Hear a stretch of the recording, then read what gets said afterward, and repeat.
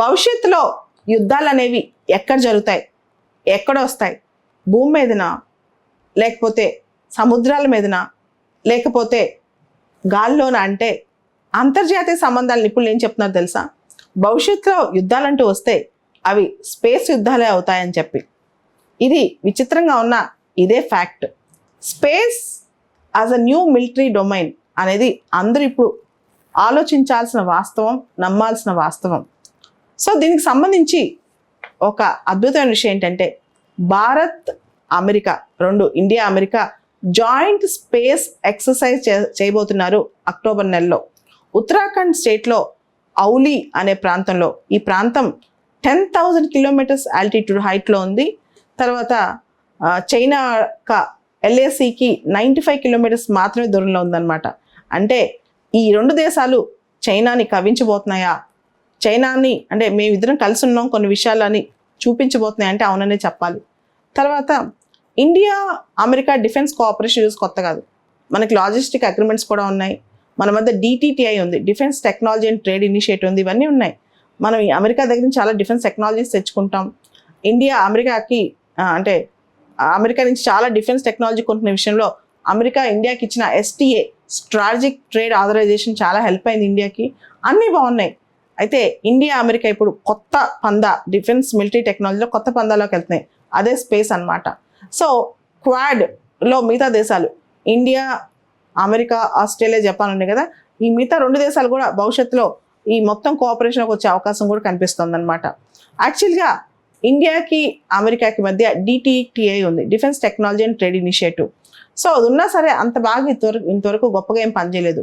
So ఇప్పుడు కొత్తగా స్పేస్లో క్రిటికల్ కోఆపరేషన్ రెండు దేశాలు మొదలెడితే నిజంగా ఇండియా అమెరికా కలిసి అద్భుతాలు చేయొచ్చు అంటున్నారనమాట. అమెరికా విషయానికి వస్తే 2019లో అమెరికాలో ఎయిర్ ఫోర్స్లో ఒక స్పెషల్ బ్రాంచ్ కింద స్పేస్ టెక్నాలజీ అండ్ స్పేస్ ఫోర్స్ని తీసుకొచ్చేసారు. అంటే అమెరికా డిఫెన్స్లో భాగంగా స్పేస్ ఫోర్స్ని సపరేట్గా తీసుకొచ్చారనమాట. Space technology modernisation, space weapons మీద అమెరికా ప్రత్యేకమైన ఫోకస్ పెడుతోంది. మొన్న మధ్య వరకు స్పేస్ అనేది ఇండియాలో అయితే సివిలియన్స్ చేతిలో ఉండేది, అంటే ఇస్రో ఒక సివిలియన్ అథారిటీ చేతిలో ఉండేది. స్పేస్ని డిఫెన్స్ వాళ్ళ దగ్గరికి తీసుకెళ్లేవాడు కాదు. కానీ ఈ మధ్య కాలంలో ఒక 3 ఏళ్ల క్రితం డిఫెన్స్ స్పేస్ అథారిటీ DSA ఒక స్టార్ట్ చేసాం మనం. దాంతోపాటు DSAకి సపోర్ట్ చేయడానికి, అంటే స్పేస్ వెపన్స్ తయారు చేయడానికి రీసెర్చ్ కోసం డిఫెన్స్ స్పేస్ రీసెర్చ్ అథారిటీ అని ఇంకోటి స్టార్ట్ చేసాం. సో ఇండియా కూడా నెమ్మదిగా స్పేస్ని సివిలియన్ చేతిలోంచి, అంటే ఇస్రో చేతిలోంచి డిఫెన్స్ వాళ్ళ చేతిలో పెడుతోంది. ఇది కూడా మనకు డిఫరెన్స్ అర్థమవుతుంది అనమాట. ముఖ్యంగా 3 సంవత్సరాల క్రితం 2019లో ASAT మనం సక్సెస్ఫుల్గా లాంచ్ చేసిన తర్వాత, ASAT అంటే అది కూడా ఒక శాటిలైట్, యాంటీ శాటిలైట్ ASAT అంటే ఏంటంటే ఏదైనా ఇతర దేశాల శాటిలైట్ మనం ఓవర్ హెడ్లోంచి వెళ్తుంటే ఆ శాటిలైట్స్ని మనం డిస్ట్రాయ్ చేసుకోవచ్చు అనమాట. దాన్నే ASAT టెక్నాలజీ అంటారు. దీన్నే ఇండియా మనం మిషన్ శక్తి అని పేరు పెట్టాం. ఇది ఎప్పుడైతే సక్సెస్ అయిందో డిఫెన్స్ స్పేస్ రెండింటి కొలాబరేషన్ మీద ఇండియా కూడా ప్రత్యేకమైన దృష్టి పెట్టింది.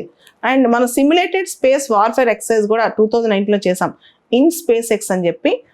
స్పేస్ వార్ఫేర్, ఎటువంటి స్పేస్ డెబ్రిస్ క్రియేట్ చేయకుండా, స్పేస్ వేస్టేజ్ క్రియేట్ చేయకుండా మనం స్పేస్ వార్ఫేర్ మీద ప్రత్యేకమైన ఎక్సర్సైజ్ కూడా కండక్ట్ చేసాం అనమాట. సిమ్యులేటెడ్, ఆల్మోస్ట్ స్పేస్ వార్ వస్తే ఎలా చేయాలో అలా, దాని పేరే ఇన్ స్పేస్ ఎక్స్ అనమాట. అది కూడా మనం చేసాం.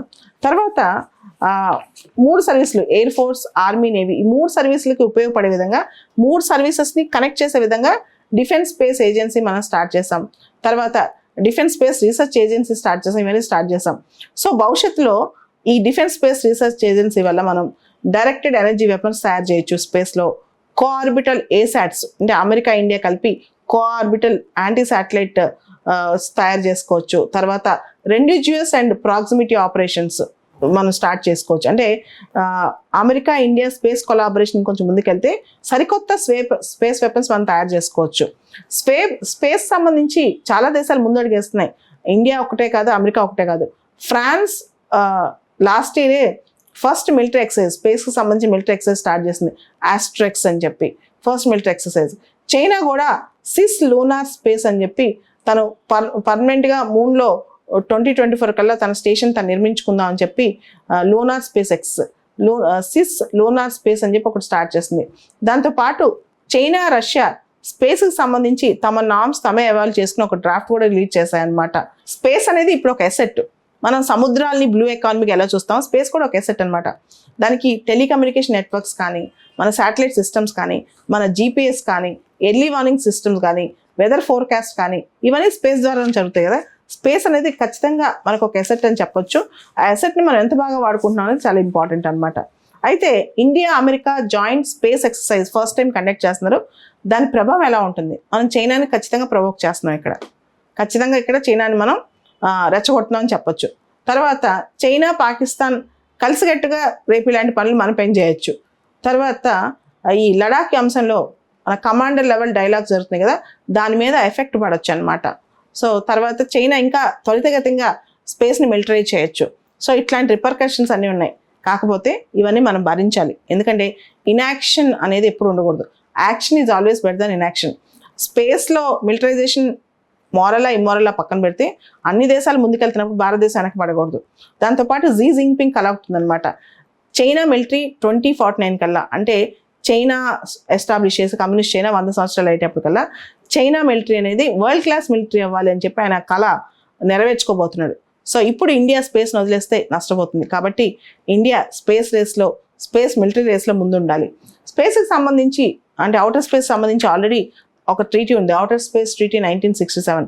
స్పేస్కి సంబంధించి ఇంకా డాక్టరీన్స్ ఎవాల్వ్ అవుతున్నాయి, చిన్న చిన్న అగ్రిమెంట్స్ ఉన్నాయి, కానీ పూర్తి స్థాయిలో స్పేస్ మిలిటరైజేషన్ మీద పూర్తి స్థాయి డాక్టరీన్ రాలేదు.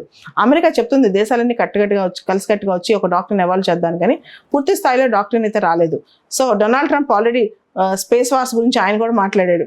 సో భవిష్యత్ యుద్ధాలు అంటూ వస్తే ఖచ్చితంగా ఆ స్పేస్ వార్సే కాబోతున్నాయని అర్థమవుతుంది.